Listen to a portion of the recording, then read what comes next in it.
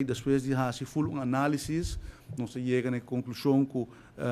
e de entendimento que a Arugás, por qual todos me serviço que nós estamos contentes para que a Arugás tome sua responsabilidade também como uma companhia que está não uma companhia estatal, mas uma companhia que tem um rol muito importante dentro da nossa sociedade e para muito ano acaba tá suministrar nos hogares com gás, a acordar com não vai iba e preço na preço que ajuda na chega na profit, pero simplesmente para não por break even. Nós se calculando aqui, nós revisar e nós concluir que esse é o caso que aumenta aqui. Então, para agora aqui, com entrante de 5 de novembro, preço de gás residencial, outro vai estar 60 florim para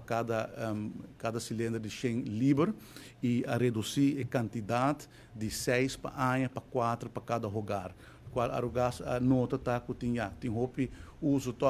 comercial tá todo lugar com bota de gás de 100 libras e agora se aqui também então uma ajuste com o Mr. Bean para o gás por seguir existir e seguir por entregar esse suministro de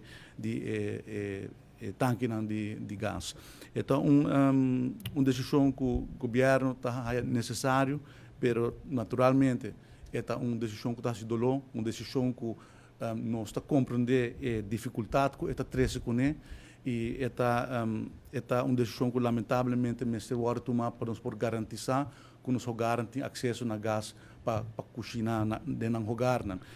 Para estar claro, é parte de gás comercial, não está regular para o governo. Então, não tem competência livre, e não tem duas companhias que suministrar empresa com gás e o preço não está mais alto e não está regular para o governo. Pois não tem um outro mercado, mas ainda o governo quer que mirando a necessidade de gás para nos hogar, que não está oportuno para pagar o preço de gás residencial livre. E se nós lo fazemos, o preço sube ainda mais. E de maneira que mencionei anteriormente, nós estamos contentes para que a Arugás acomete também para simplesmente cobrir o gasto e não necessariamente, e não fazer ganância a passar a ajuste